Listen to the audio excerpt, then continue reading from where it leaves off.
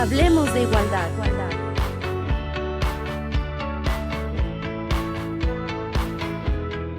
Hola, ¿qué tal? Bienvenidos. Estamos en el programa Hablando de Igualdad del Instituto Estatal de las Mujeres. Gracias a Canal 28, a TV Nuevo León, por este espacio. Estamos con dos mujeres muy importantes en un tema que, además de ser importante, pues es desconocido, me parece a mí, que es la violencia obstétrica. Bienvenidas todas ustedes. Estamos con Ale Vargas. Mucho gusto, gracias. Abogada con maestría en Derecho Constitucional y Gobernabilidad por la Universidad Autónoma de Nuevo León, especializada en implementación de políticas públicas y doula, tú ahorita nos explicas, ¿sí?, de vocación. Actualmente es presidenta de Doulas Monterrey y directora de Casa Luz. Bienvenida. Muchas gracias. ¿Cómo Muchas estás? Gracias. Muy contenta de estar aquí y de esparcir la voz. Gracias, me da mucho gusto. Estamos también con Samara Ferrara. Bienvenida, Samara. Ella es partera, especialista en educación perinatal, lactancia materna, doula certificada y bióloga de profesión. Yo empezaría preguntándoles primero, ¿qué es la violencia obstétrica? Violencia obstétrica es un tipo de maltrato que puede ser físico o psicológico que sufre la mujer durante el tiempo de su vida reproductiva. Durante el tiempo de su vida reproductiva, a mí me suena que estés embarazado o no. ¿Sí? Así es. Esa es tu vida reproductiva, estés embarazado o no. Y bueno, la violencia obstétrica, yo pensaría que es durante cuando nace el bebé. También, por ejemplo, como platicábamos un poquito antes, es justamente cuando se le impide a la mujer tener los hijos, que por ejemplo la Constitución protege, ¿no?, que define a la mujer el espaciamiento de sus hijos. Entonces, eso también es violencia obstétrica y no está la mujer embarazada. O también cuando en el posparto, que ya nació su bebé y le hacen algún tipo de práctica, puede ser en el posparto inmediato, como por ejemplo un lavado de cavidades, una cuestión de esas, también es violencia obstétrica. Entonces, no nada más es en el acto obstétrico, sino en todo lo relacionado con sus derechos reproductivos. O por ejemplo también cuando te imponen, te instalan algún dispositivo sin tu consentimiento. Exactamente. Por supuesto. Eso es violencia obstétrica y ya no estás embarazada. Y ya no estás ¿verdad? Embarazada. Tal vez tú misma no querías, pero simplemente que lo hagan sin tu consentimiento, ya está mermando los derechos de la mujer de decidir sobre su propio cuerpo. Así es. Samara, ¿cuándo se da la violencia obstétrica? ¿Cuándo y cómo? Sí, pues me gustaría mencionar que la violencia obstétrica no solamente es por un obstetra, eso es muy importante aclarar, puede ser por cualquier persona que esté relacionada a la toma de decisiones o influencia sobre la mujer en su etapa reproductiva. Entonces, inclusive una partera, un obstetra, una doula, etcétera, pueden influenciar en esa experiencia o en esa toma de decisiones de la mujer. O sea, aquí lo importante es las acciones, no quién lo está haciendo, porque a veces los obstetras se pueden sentir ofendidos por el término violencia obstétrica. Entonces, las acciones, lo más importante de esto es que la mujer tome decisiones informadas, que conozca sus opciones y en base a los riesgos y beneficios, ella pueda decidir junto con su pareja o la persona que lo esté acompañando en esos momentos. Pero exactamente ¿a qué te refieres? ¿Cuáles son las opciones o los riesgos? ¿Cuáles son? O sea, específicamente porque pudiéramos no ser tan claros en esa parte, ¿verdad? Sí. Por ejemplo. Sí, por ejemplo, con métodos anticonceptivos, que no te orille un profesional de la salud a tomar la decisión que él cree o ella mejor para ti, sino que te explique todas las opciones que hay, todos los métodos anticonceptivos, y en base a tu estilo de vida, tus necesidades y tu realidad, tú tomas la mejor decisión, sabiendo riesgos y beneficios. En el momento del nacimiento, también conocer cada intervención médica en el proceso del nacimiento, qué involucra, qué riesgos o beneficios tiene hacerlo y no hacerlo, y que la mujer lo decida. Porque a veces por el tema del tiempo te pueden orillar o acelerar o incluso imponer, porque ellos son los expertos y entonces ya la mujer se convierte como en un ente pasivo que alguien decide por ella algo tan importante como su salud y la de su bebé. Bueno, fíjate, platico de mi entender, de mi experiencia, porque tú no eres médico, o sea, uno como usuaria, como paciente, pues no eres médico y no sabes si lo que te están diciendo es correcto o no es correcto, si lo desconoces o si pone en riesgo en algún momento tu salud o la de tu hijo. ¿Cómo hacerle en ese caso? Para eso existen los cursos prenatales y ya hay a la disposición muchos, en muchas partes, aquí en Monterrey hay muchísimas opciones. Dentro de esos cursos, la mujer se prepara para conocer qué involucra el proceso del nacimiento, qué opciones hay, qué intervenciones hay, cuándo sí, cuándo no está justificada una cesárea.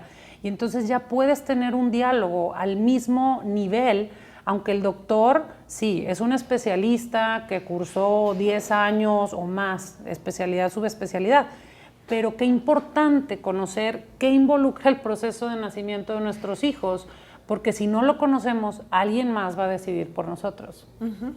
Es verdad. ¿Y está tipificado el delito de violencia obstétrica? En el Código Penal, ni en el federal ni en el local está. Sin embargo, está en la Ley de Acceso a las Mujeres a una Vida Libre de Violencia, que sí está en ambos fueros, tanto en el federal como en el local. Ahora, no está en la Ley de Protección para un Parto Humanizado y Maternidad Digna. Ahí no está, pero afortunadamente ahí están todas las técnicas de aceleración que son concebidas como violencia obstétrica. Y también sí me gustaría abundar justamente en lo que están ahorita comentando, de que son las acciones y no el sujeto de quien realiza la violencia obstétrica. Y no nada más debemos quedarnos en el cuerpo médico, porque hay personas que tienen que ver con que la mujer no tenga, por ejemplo, los espacios necesarios para un parto digno, por ejemplo, y no son médicos. ¿Sí? Porque hay otros tipos de decisiones que también influyen en que la mujer no tenga el parto que se merece, que nos merecemos, y no necesariamente son médicos, y sin embargo todos, porque hasta nosotras podemos caer en una situación así, somos responsables de que eso se dé o no se dé. Por ejemplo, una mamá cuando ve a su hija a lo que concibe como sufrimiento, sí, que le está diciendo, ay, mijita, pero ¿para qué sufres? Mejor vete a cesárea, ¿no? O te van imponiendo, ¿no? El médico de la familia, no importa si es cesarista o proparto, ¿no? Entonces llega un momento en que realmente es tema de todos, no lo podemos circunscribir únicamente a los profesionales de salud, nos estaríamos quedando chicos. Oye, Ale, tú como abogada, si el delito de violencia obstétrica solamente está enumerado en la Ley de Acceso de las Mujeres a una Vida Libre de Violencia federal y local, pero si no está tipificado en un código, entonces, ¿qué pasa? Lo que yo les comento a las mujeres es, ¿qué es lo que quieres hacer? Si te quieres llevar a alguna persona al tambo, hay otros tipos de violencia por el cual los concatenas con la Ley de Acceso a las Mujeres Libres de Violencia, con algún otro precepto del Código de Procedimientos Penales o Civiles, y los vas llevando, ¿no? Eso en caso de que quieras castigar a alguien, que es lo que se busca en los códigos penales. Pero si, por ejemplo, tú lo que quieres es llegar a un acuerdo, ¿no? Como en muchas ocasiones puede ser, si quieres llegar a un acuerdo, bueno, entonces tienes que irte o a la COESAMED o a la CONAMED, dependiendo de la institución donde fue el acto, ¿no? O sea, si fue en un hospital público del Estado, pues tendríamos que acercarnos a la COESAMED, y si fue en alguno público federal, pues a la CONAMED. Entonces, dependiendo de lo que quieres, pero siempre está la Comisión Nacional o la Comisión Estatal de Derechos Humanos, y es importantísimo, y estaría muy bien aprovechar este foro y a todas las mujeres que nos vean, de que por más pequeño que consideren que hayan sido sus derechos violentados, que por favor demanden y denuncien, porque nos podemos identificar con el tema todas las mujeres que estamos aquí, y sin temor a equivocarme puedo decir que la mayoría hemos sido sujetas de violencia obstétrica, pero ¿dónde están las demandas que lo ilustran? O tal vez... No tenemos una cultura de la denuncia. Tal vez ni siquiera se den cuenta, ¿no? De que tal vez ni siquiera, exactamente. ¿Sí? No identificas cuáles son los tipos de acciones que implica una violencia obstétrica. Tienes muchísima razón. Muchas veces las mujeres no sabemos cuáles son nuestros derechos como para poderlos defender. Y aparte el momento, fíjate, el momento vulnerable en el que te encuentras, porque estás en un momento de alguna forma traumática en tu vida, ¿no? Porque si tienes una cesárea, si tienes un parto, obviamente estás en un momento de emociones encontradas y tal vez estás preocupada por tu salud, por la salud del bebé. Sí, acabas de mencionar algo muy importante. La mujer en la maternidad y el padre también, estamos en un momento muy vulnerable en el que la vida de nuestro hijo y la de la madre están en un momento de darse a luz, de abrirse, de muchos cambios físicos, mentales y emocionales que suceden en ese momento. Muchos miedos se mueven. Entonces, a veces muchas decisiones son tomadas en base a un miedo y no en base a una confianza de cómo son los procesos biológicos del nacimiento. En base a la paciencia, la vida es paciencia. Tú no puedes acelerar el crecimiento de unas manzanas en un árbol sin afectar el sabor, el contenido, la nutrición de esas manzanas. Si tú lo aceleras, no van a tener los mismos nutrientes. Si tú piensas que todas las manzanas van a caer del árbol al mismo tiempo, no es así. La naturaleza tiene sus tiempos de crecimiento y eso también lo estamos viendo en la agricultura, lo estamos viendo en la nutrición. Al acelerar tanto los procesos, estamos perdiendo mucha riqueza. Oye, mira, esto de acelerar los procesos naturales, tanto en la naturaleza, en los árboles, simplemente, no me quiero meter en el tema de otros fenómenos naturales, pero en el cuerpo humano, o sea, aceleramos las cosas y no dejamos que sucedan de manera natural. Me permiten ir a una pausa y regresamos, ¿verdad? Porque el tema está muy interesante. Vamos a hablar de las cesáreas, del número de cesáreas que se hacen en México, que se hacen en nuestro estado y por qué se hace, si está justificado o no. Regresamos. Regresamos. Continuamos.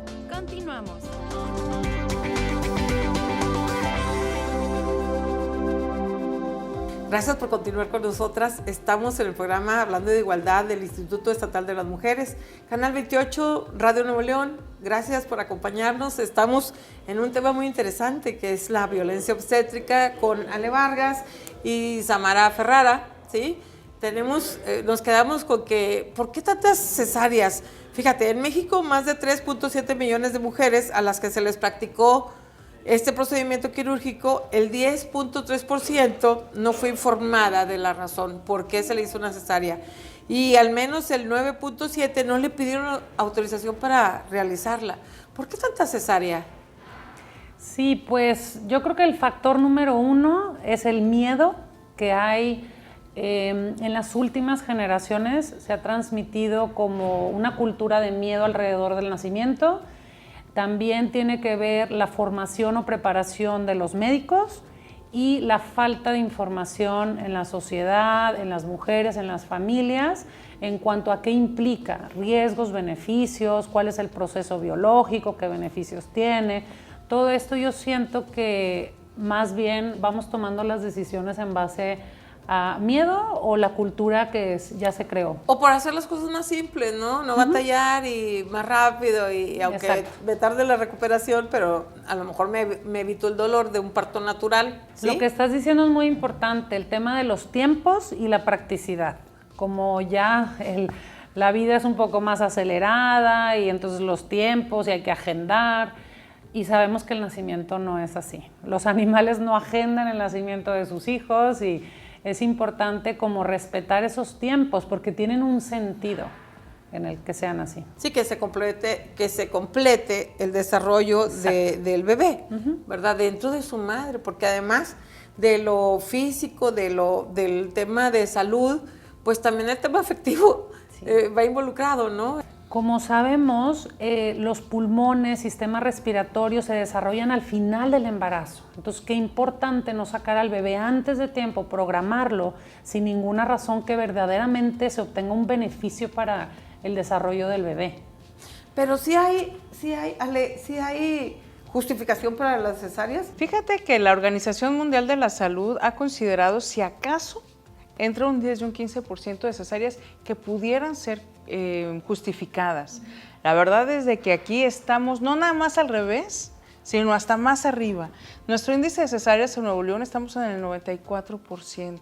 Y justamente el mero índice nos hace ver que efectivamente hay violencia obstétrica porque muchas no fueron justificadas. Es decir, son justificadas con el criterio médico, pero sabemos que muchas no son necesarias.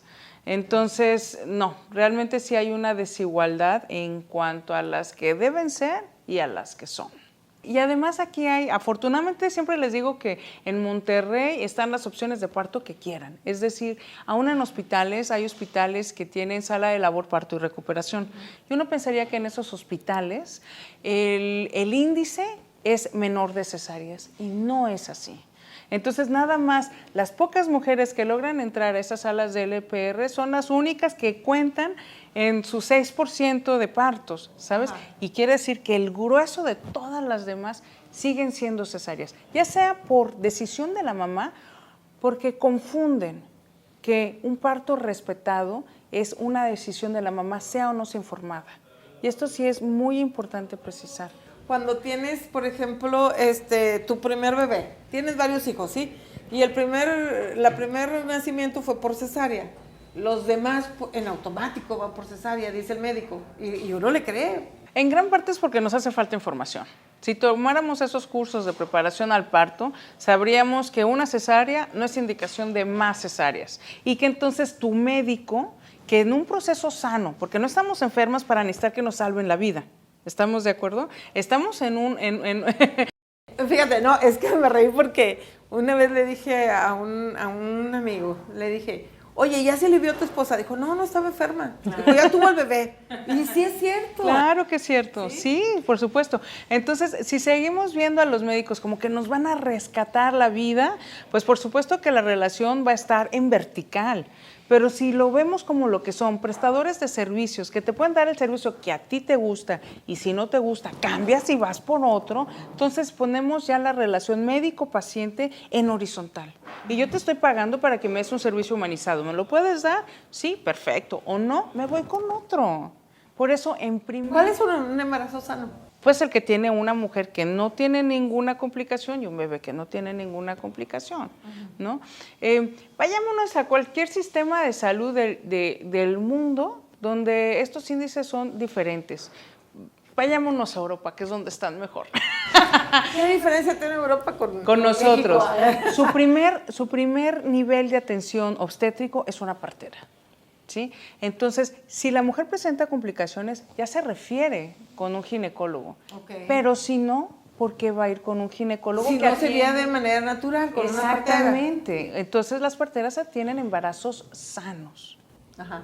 ¿Y quién nos explica qué es una partera? Tú que eres partera, platícanos. Pues, aunando a lo que dice Ale, a mí me tocó viajar con la Organización Mundial de la Salud y UNFPA a Dinamarca y conocer el hospital de Copenhague. Y el 90% del personal son parteras, hay algunas enfermeras y hay 1 o 2 ginecólogos de guardia para una complicación dentro del hospital. Las parteras están preparadas para hacerte los ultrasonidos, entonces ya estás partiendo desde la normalidad del embarazo y el nacimiento. Las parteras te dan todo el seguimiento en el embarazo y en el momento del parto, si surge una complicación, que es lo que la Organización Mundial de la Salud dice, 10%, ahí está el ginecólogo para atenderla, porque ellos son especialistas, cirujanos, expertos en patologías. Entonces, juntos hacemos un gran equipo, pero de primera instancia a una mujer sana es ridículo meterle un especialista en cirugías, porque eso es lo que va a acabar ocurriendo, como ocurre aquí en Monterrey. Te van a hacer una cirugía. Exacto. ¿Verdad? Y bueno, una partera, ¿qué es? Bueno, depende de dónde estés, depende de la formación. Aquí en México hay muchos caminos de partería. El que mayormente conocemos es el de las parteras tradicionales, comunitarias, que a través de los miles de años de historia han estado presentes. Y en este momento se encuentran en los lugares como más marginados. Pero en las grandes ciudades están surgiendo un modelo de partería en los últimos 30 años aproximadamente, de parteras profesionales que se forman en una escuela, Por ejemplo, en mi caso, yo me formé en una licenciatura en Cuernavaca de partería y salud reproductiva y estamos especializadas en la normalidad del embarazo, el nacimiento, inclusive asesoras de salud sexual y reproductiva, o sea, desde la menstruación hasta la menopausia. Entonces, y métodos anticonceptivos y, por ejemplo, exámenes como el Papá Nicolau, todo esto lo puede hacer una partera. Oye, entonces, ¿qué me estás diciendo? ¿Que hay escuelas para parteras? Sí. ¿Hay escuelas? ¿Están Sí. profesionalizadas? Sí. ¿Sí? Ajá. Y luego también te dan el seguimiento, el acompañamiento durante todo el embarazo para monitorear el desarrollo del bebé y Exacto. del sano embarazo de la madre. Exacto. En mi caso, eso es lo que yo hago y trabajo muy en equipo con médicos. Es la mejor manera de trabajar, en un equipo multidisciplinario, porque de pronto la mujer puede necesitar apoyo emocional y psicológico, pues tienes terapeutas a quien los recomiendas. Puede necesitar a lo mejor acupuntura, herbolaria, o de plano medicina, y entonces la mandas con un ginecólogo y estás en comunicación con el ginecólogo, y esa es todos trabajamos para el beneficio de la mamá y bebé. Pero, ¿qué pasa con el sentimiento del médico? ¿No es como una competencia? ¿No? Así siente como que me estás invadiendo mi espacio, ¿no? Con los que trabajo, no. De todas maneras, los ginecólogos tienen mucho trabajo y yo creo que pues la mayoría con los que yo me he acercado no tienen ningún problema. Entienden, porque precisamente tienen esta visión que dice Ale de conocer cómo funciona esta estructura en otros países y le dan mucho sentido al que mientras todo esté bien las ve una partera y ya si algo se complica o hay que hacer un traslado, pues hay muy buena comunicación como para decir vamos para allá y te esperamos y todo a beneficio de mamá y bebé. Muy bien. Sí. ¿Y dula? ¿Qué es una dula? La dula es una... ¿De dónde viene el término y qué es? La dula es una mujer que sirve a otra mujer, ¿no? Es un término griego y siempre que lo menciono me imagino a una mujer literal a los pies de otra, ¿no? Que no hay un momento más bonito para acompañar a una mujer que en el momento de esta transformación de mujer a madre. Es un acompañante emocional y esto es muy importante. Es un acompañante emocional, es decir, nosotros no nos metemos con lo clínico, nosotros no hacemos mediciones, nosotros nos enfocamos en que la mamá esté disfrutando, esté en la medida de lo posible y en la que no le damos sugerencias sobre cómo pasar esas olas para que su parto sea algo memorable y que lo pueda recordar como esa experiencia bella de vida donde trajo a luz a su bebé y pueda tener esa conexión tan importante que ahora con la violencia obstétrica tan masificada se va diluyendo, que es esta conexión mamá e hijo, que es lo que hace sociedades fuertes, sociedades mejores. Entonces, nuestra función es acompañar a la mujer y algo que me encanta a mí de ser dula es que las podemos acompañar donde ellas quieran. Si quieren parir en casa, las acompañamos en casa. Si quieren parir en hospital, vamos a hospital. Si quieren parir en un río, vamos al río. ¿No? Entonces, no nos metemos en sus decisiones. Obviamente, tú lo dijiste perfecto hace rato. Es un momento muy vulnerable donde las mujeres no van a estar tomando decisiones, pero sí las acompañamos en ese proceso de tomar las decisiones antes de, y las llenamos de información. Normalmente las dulas dan cursos psicoprofilácticos, no son las únicas, también Zambia hay otras parteras que también dan cursos psicoprofilácticos, pero las vamos acompañando, armando su plan de parto para que ese día efectivamente se puedan desconectar y estar en un lugar seguro. Fíjate, así como es un momento vulnerable, ¿verdad? En el cual te encuentras, pues, tal vez agobiada, tal vez nerviosa, también debería ser un momento bello, pero dame oportunidad de hacer una pausa y regresamos porque hay muchas preguntas. Yo tengo muchas preguntas, sí, muchas preguntas. Por ejemplo, ¿por qué solamente son mujeres las parteras o las dulas, sí? ¿No hay hombres? ¿Y por qué? Regresamos, no se vayan. Regresamos.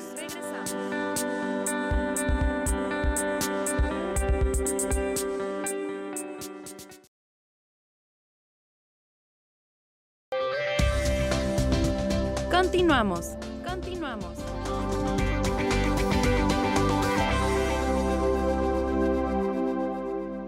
regresamos con el tema de violencia obstétrica, pero estamos hablando de las parteras y los parteros. ¿Qué pasa con los parteros y los dulos? ¿Existen, no existen? ¿Por qué? ¿Son exclusivamente mujeres? Sí, en realidad son muchísimas más mujeres las que están en esta profesión. Conozco a un partero, conozco a poquitos ginecólogos que realmente, hasta las mismas mujeres dicen, es que pareces partero. Este partero que yo conozco es cuarta generación de partería. Su abuela, su bisabuela, su madre fueron parteras. Y él, siendo ingeniero en sistemas, dijo, lo mío es la partería. Y tiene esa sensibilidad. Yo le pregunté, ¿las mujeres te escogen sobre tu mamá, por ejemplo, que es partera? Y dice que a veces sí, porque forma un lazo como muy bonito, muy íntimo con las mujeres, porque él tiene su lado como femenino muy despierto, las entiende, las siente.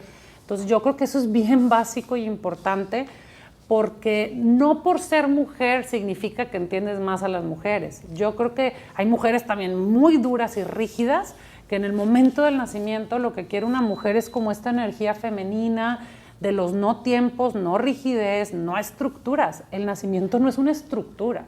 El nacimiento es un proceso circular que va cambiando, se va moviendo, se mueven emociones, se mueve la mente, y te tienes que ir adaptando a lo que el momento te va dando. Entonces yo creo que es más importante a que si es mujer o si es hombre. Pero ya las mujeres por naturaleza, pues tenemos un cuerpo de mujer, estamos un poquito más sensibilizadas al proceso. Nos conocemos más. Tenemos menstruación, o sea, como que estamos más en los procesos femeninos. Así es. ¿Y los dulos? Sí hay dulos, hay muy pocos. Pasa exactamente lo mismo que las parteras.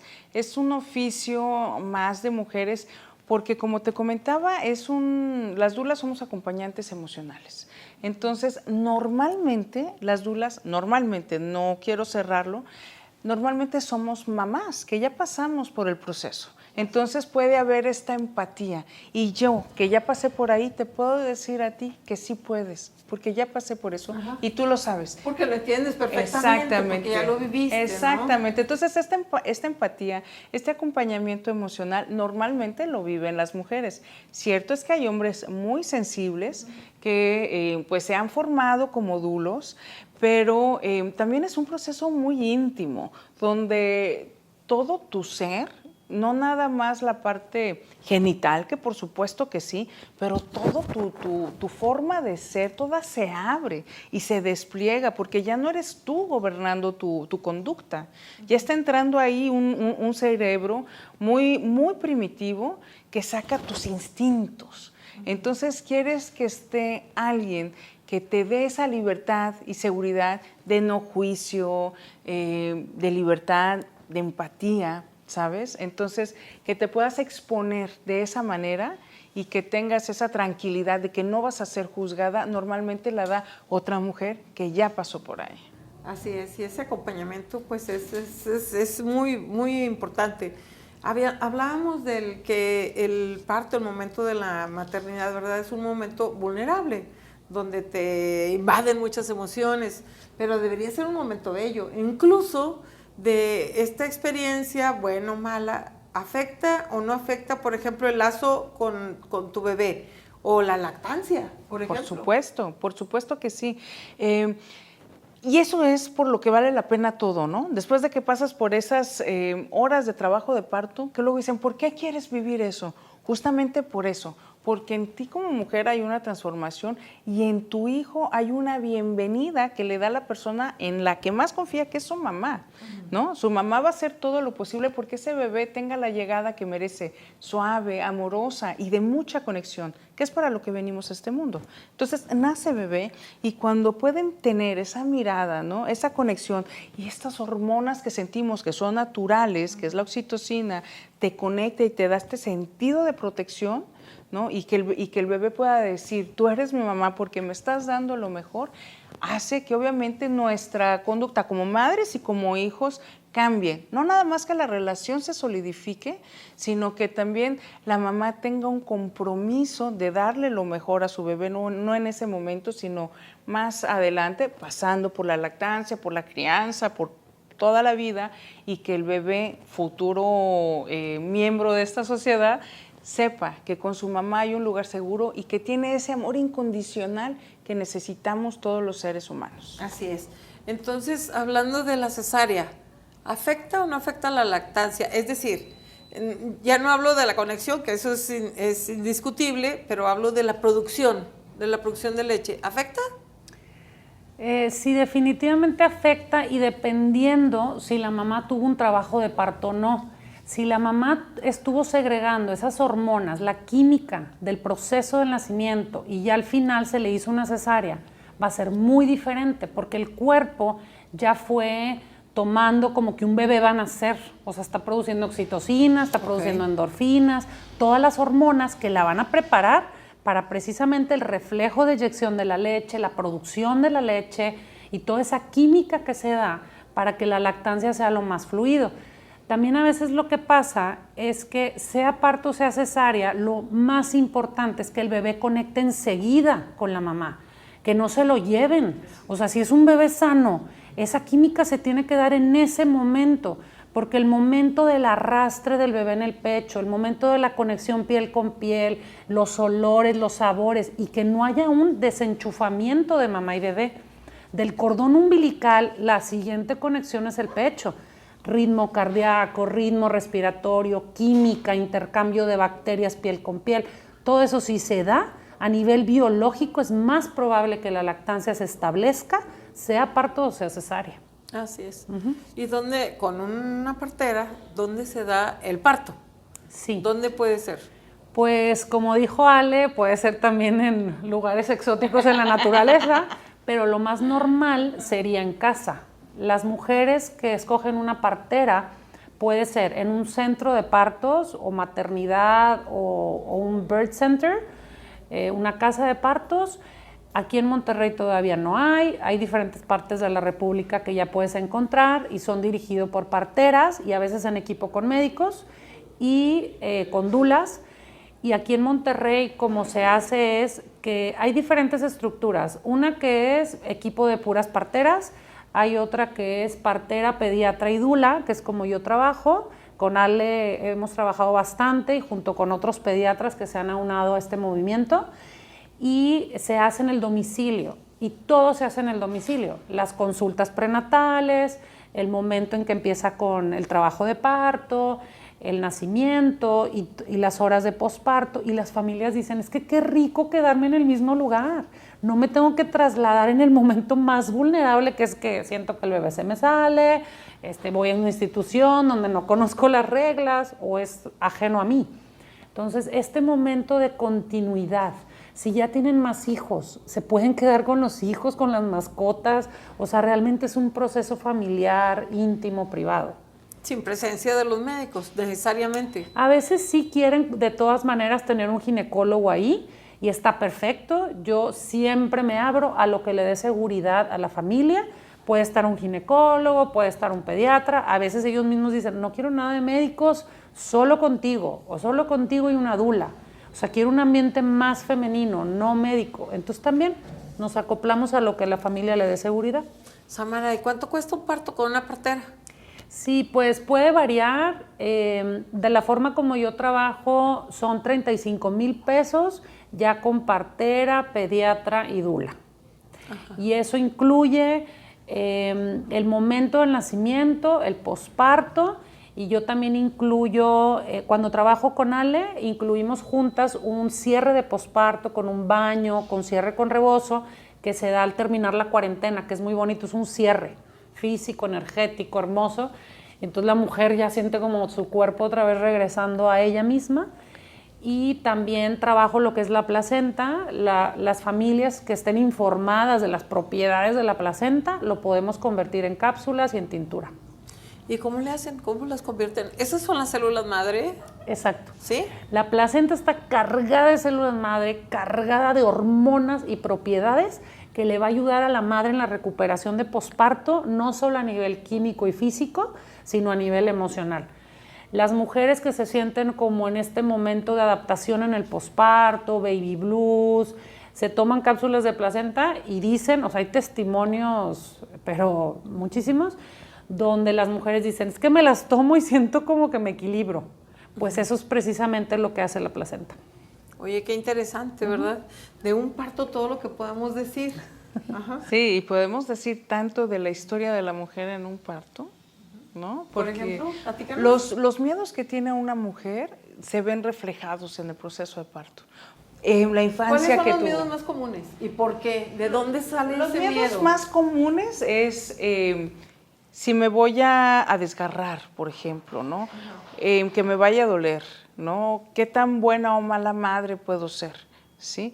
Entonces, no nada más nos vamos a la parte física, sino también a la parte de la historia de la mujer, ¿no? La parte emocional, la que le ha dejado alguna cicatriz, por así decirlo, emocional, porque eso va a permitir que la mujer tenga confianza en su proceso de madre y pueda abrirse y pueda permitir que su bebé emerja de ella con todo el amor que se merece, ¿no? Entonces, muchos miedos son ajenos, porque son primerizas muchas que tienen miedo, ¿no?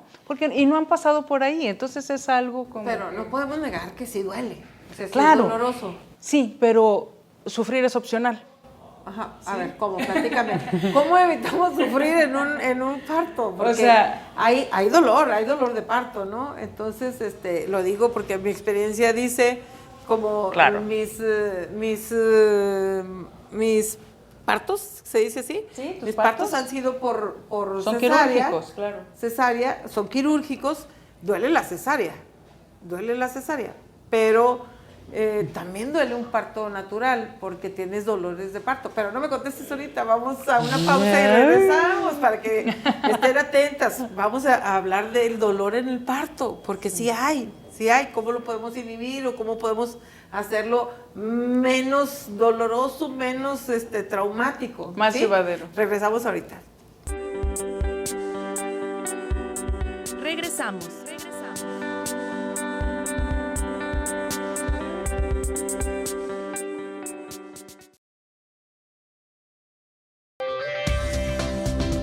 Continuamos.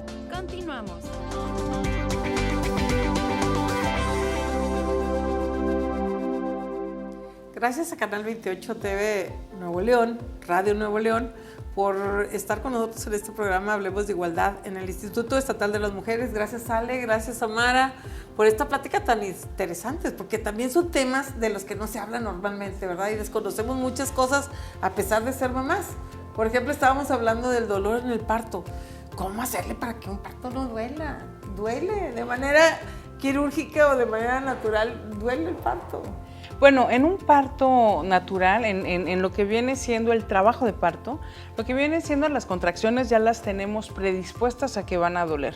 Ya nos ha dicho todo el mundo de que van a doler, entonces ya esperamos que nos duela. Y además sabemos que si sientes las contracciones y están aumentando intensidad y están aumentando frecuencia, quiere decir que todo va bien.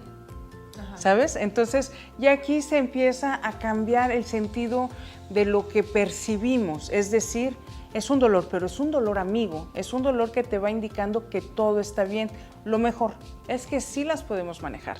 O sea, si nosotros tenemos esta libertad de movimiento para hacer lo que nuestro cuerpo nos vaya pidiendo, conforme van avanzando, no nada más nos van a doler menos, vamos a tener una percepción de ellas, una sensibilidad que no necesariamente tienen que estar relacionadas con el concepto dolor como tal. Hace un momento decías que incluso hay partos orgásmicos. Así es. ¿Cómo está eso? Así es. Entonces, ya una vez que tienes la sensibilidad de tu propio cuerpo y puedes ir manejando estas sensaciones, en las contracciones, en las olas que te van acercando a tu bebé y que vas explorando, porque es eso, es una exploración con tu cuerpo.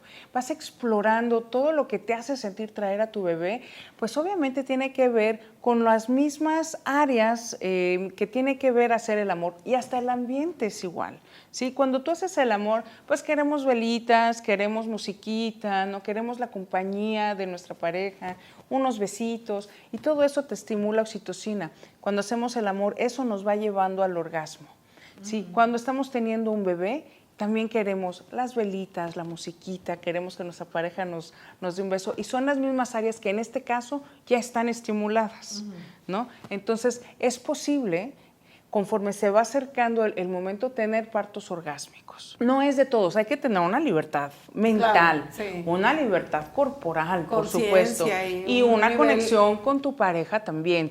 Además que puedes tener un parto orgásmico, un parto placentero, puedes tener un parto en el que trabajes las contracciones y sea una experiencia que digas, fue difícil, pero por lo mismo valió la pena haber llegado a este momento de amor puro y pleno que es cuando tienes a tu bebé. Así es.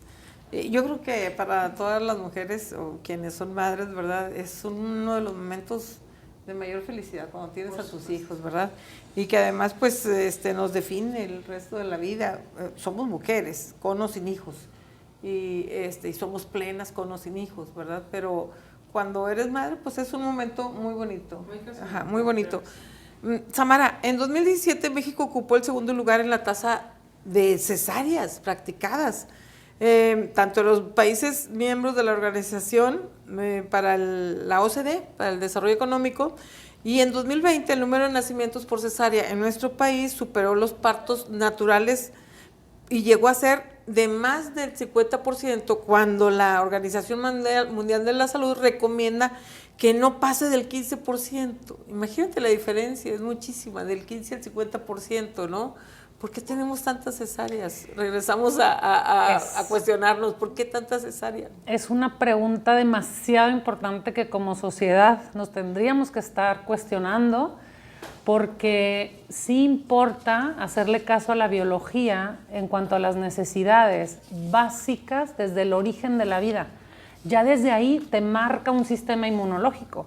No sé si saben que los bebés que nacen por canal vaginal reciben toda la colonización de bacterias que hay en el canal de la madre, y los bebés que nacen por cesárea no.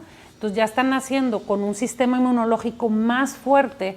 Inclusive se han hecho métodos en los que si por alguna razón tiene que nacer por cesárea, se haga una práctica, la cual se pone una gasa con agua destilada en el canal vaginal, y esas bacterias vaginales se le van a poner en el cuerpo al bebé, y ese bebé nacido por cesárea va a ser más parecido a un bebé que nació por canal de parto. Así de esencial. Hay una película que se llama Microbirth que te explica todo esto a nivel científico, y yo creo que no nada más es el tema físico, sino el bebé espera nacer por un canal de parto para activar sus neuronas, activar su circulación, sus pulmones, para salir a la vida fuerte y empujarse y hacer todo ese esfuerzo para salir.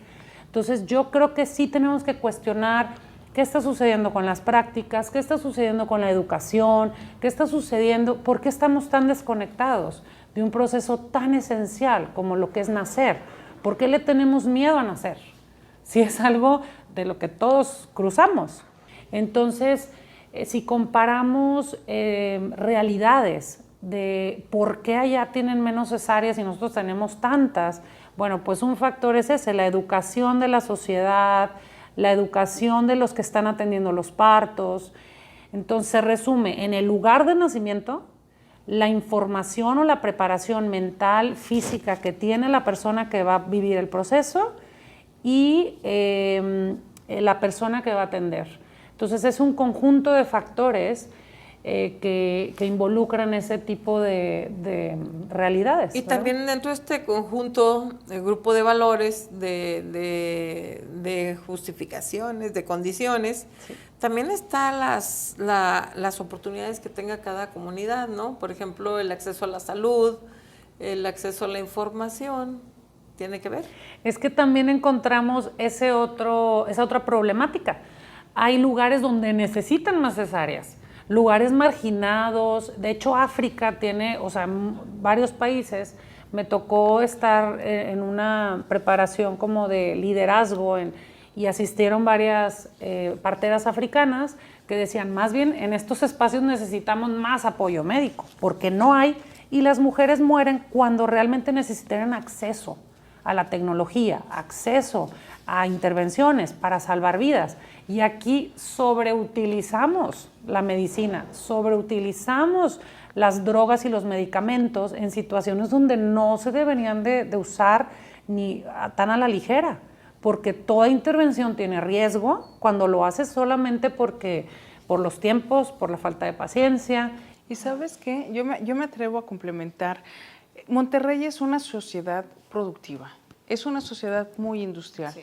Entonces, todo lo medimos por productividad, ¿sí? Si tú te fijas, los ginecólogos, los hospitales, se miden en base a cuántos nacimientos han atendido. No se preocupan en cuántas experiencias de partos positivos han tenido, eso es lo de menos, sino el número de bebés que han recibido. Entonces, si queremos productividad, pues vamos a hacerlos cada media hora. Y de valor, ¿no? O sea, ¿por qué ganar menos si puedo ganar más haciendo una cesárea en el menor tiempo? ¿A costa de qué? Eso no importa. ¿A costa de qué? Sí, sí, a costa de la salud, a costa de la conexión, Ajá. ¿no? A costa de que justamente la sociedad se está viendo en detrimento porque no están dándole valor a lo verdaderamente importante que es esto que comentas. Ajá, y también al nosotros mismos, al obstaculizar los procesos naturales, ¿no? Claro, estas técnicas de aceleración. Para ambas, sí, porque vamos casi terminando este bloque, pero a mí me gustaría que me dijeras cesárea versus parto natural. ¿Por qué sí, por qué no? ¿Cuál es la ventaja, cuál es la desventaja? O sea, yo no creo que haya que escoger uno de otro, sino que saber que el proceso de nacimiento, lo biológico, lo esperado, lo normal, lo que tiene amplios beneficios para mamá y bebé, si todo está bien en la salud de madre y bebé, es un parto. Ahora, no es así de simple porque están involucrados la mente y las emociones. Entonces, ayudaría una preparación, ayudaría una nueva cultura, una nueva visión de lo que verdaderamente es el parto. Todo un nuevo lenguaje que utilizar, nuevas experiencias, testimonios, que eso ayuda a decir, pues yo también puedo. Y la cesárea que sea como para lo que fue hecho. Es un procedimiento quirúrgico que salva vidas si verdaderamente están en riesgo madre o bebé. Hay una complicación, hay una contraindicación real en el estado de salud de ambos. Entonces, para eso es la cesárea. O sea, no es uno u otro, sino es el panorama indica y tiene más beneficios parir, si todo está bien, y la cesárea está para en el momento en que ya la pérdida de salud. Pues qué interesante. Como conclusión podríamos decir que demos paso primero a lo natural y en el momento de que hubiera alguna complicación recurrimos a la cesárea como excepción, no como regla. Sí, y me gustaría mencionar mi estadística personal, es que del 100% de las familias que se atienden conmigo en casa, solamente 16% acaban trasladándose al hospital por alguna situación, mayormente porque ya les dolió, quieren una epidural o por alguna razón quieren ir al hospital, no por una emergencia, y solo 4% termina en cesárea. Son números muy bajito. Sí, muy bajito, muy bajito, porque creo que nos vamos por lo más fácil, por lo más cómodo, pero bueno, pues tendríamos que voltear a ver lo natural, a lo que la naturaleza nos creó, ¿no? Así como dijiste al principio del programa, los animales no van a un hospital, los animales no requieren una intervención quirúrgica, sí. Y pues al fin de cuentas el proceso nuestro pues debería ser más o menos igual. Exacto, ¿sí? Tú no ves que los animales vayan a un veterinario a parir, paren en condiciones normales, debajo del sofá, en la lavandería, porque ellos no se cuestionan si van a poder o no, simplemente siguen las sensaciones y biología de su cuerpo y lo hacen. Entonces tendríamos que observar un poquito más a los animales y ver. De hecho hay mujeres que dicen, vi parir a mi perrita y me dio muchísima fuerza para decir, yo también voy a poder parir así. Puedo. Pues muchísimas gracias, Samara, muchísimas gracias, Ale, ha sido una plática muy interesante y constructiva, porque de verdad que son temas que no se hablan normalmente, ¿sí? Que desconocemos, nos acordamos de la maternidad o de los procesos quirúrgicos solamente cuando estamos en la situación, ¿sí? Cuando estamos en la situación y no más. Así es que estar informadas pues nos ayuda muchísimo. Muchas gracias por su compañía, muchas gracias por la atención en este programa Hablemos de Igualdad con el tema de la violencia obstétrica. Gracias a Canal 28 Radio Nuevo León por estar con nosotros. Muchas gracias.